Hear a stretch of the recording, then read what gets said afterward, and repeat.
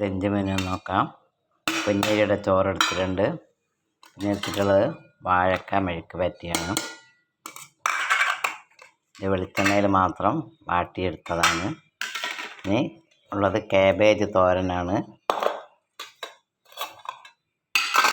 Cabbage തോരനും സാമ്പാറും എടുത്തിട്ടുണ്ട്. ഇത്രയാണ് ഇന്നത്തെ എൻ്റെ ഊണിനുള്ളത്. ചോറ്, വാഴക്ക മെഴുക്ക് പറ്റി, സാമ്പാർ, കാബേജ് തോരൻ.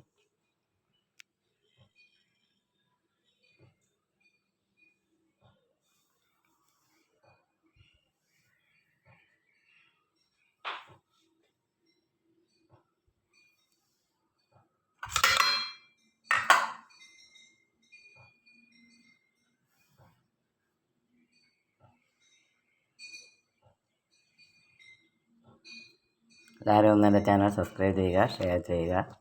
നിങ്ങളുടെ സപ്പോർട്ട് ഞാൻ പ്രതീക്ഷിക്കുന്നു.